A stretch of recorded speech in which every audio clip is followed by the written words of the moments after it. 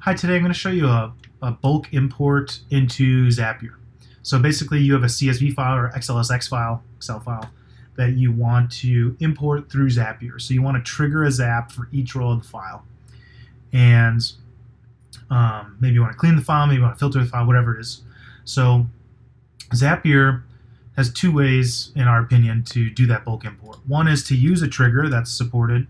We have an EasyCSV trigger where you can trigger this zap for every new row of a spreadsheet.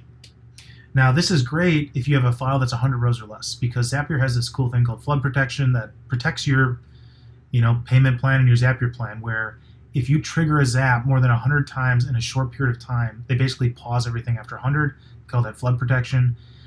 It's like, oh, you accidentally triggered this thing too much. We don't want you to blow through your Zapier plan this month. That's great if you did it by accident, but in reality, you often have a CSV file that's more than 100 rows. And so instead, you can do webhooks by Zapier as the trigger, and you can use EasyCSV to hit a URL. And in this case, you get this URL, and you can hit this thing, I think it's 10,000 times within 5 minutes.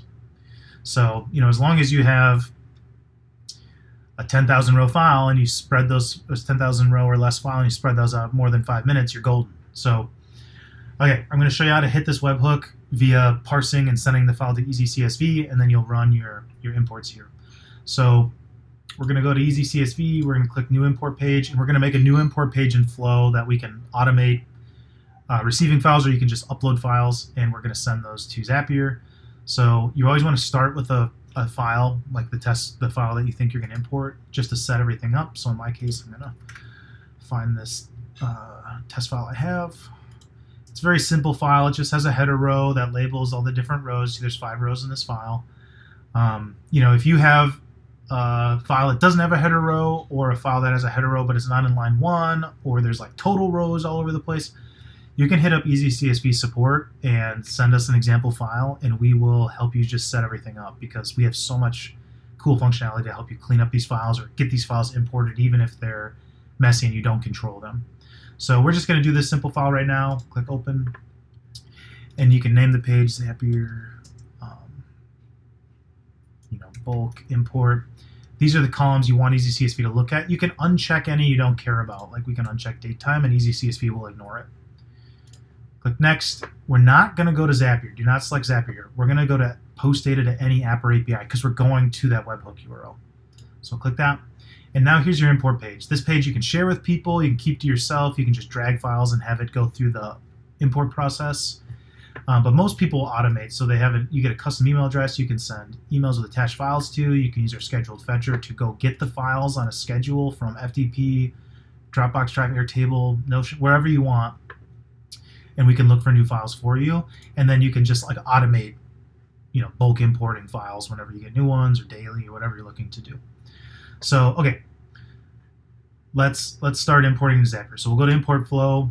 This is kind of detailing how the automated process works. This top is how EasyCSV gets files via email or schedule fetcher like we described. Columns is the columns you've listed EasyCSV to look at from that setup.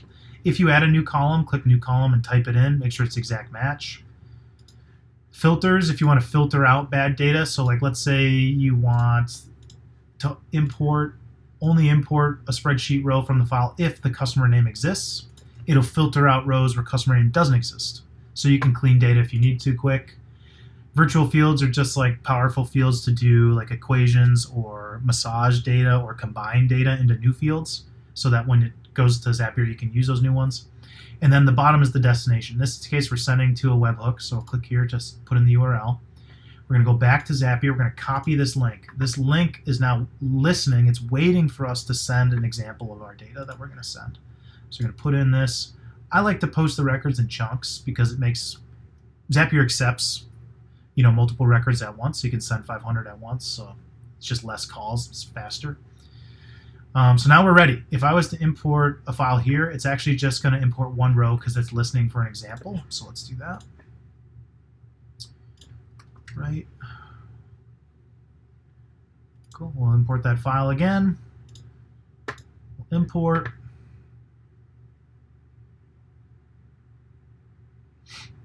Might take a second. You'll get an email that it processed all 5 rows, but it actually, Zapier only accepted 1 row because we're doing a setup. So, when you refresh this page, one cool thing about imports is you get a, log down here every day, so you can check if things fail or don't fail.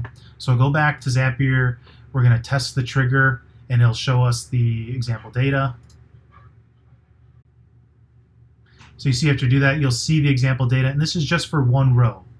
Each row will trigger this zap. It won't be triggered with the whole bulk thing. So we send a bunch of standard data for every import, like who imported, what the name is, all that type of stuff. And then each row's data will be nested under record data. So here's the different column header and then the value for this row. We will click continue. And now you can go to HubSpot, you can go to Salesforce, you can use this data now wherever you want to send it. Okay. In our case, we're going to just make a new row in this Google Sheet where we're going to put all this data in there. So do Google Sheets. I'm going to pause here while I run through this. Okay, so now I have my Google Sheet stuff here. You click into each field and you can just search here for record, and you'll see all that nested data is here. So it'll say record data, column header, and then the value. Right? So in this case, I've selected customer name. So now that's mapped to the field for HubSpot or Google Sheets or whatever. And then you'll say continue. And we will test action.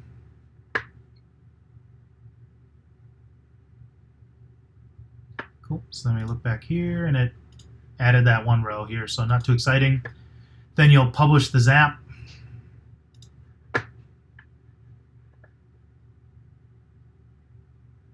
Cool. Then the zap is on. So you can,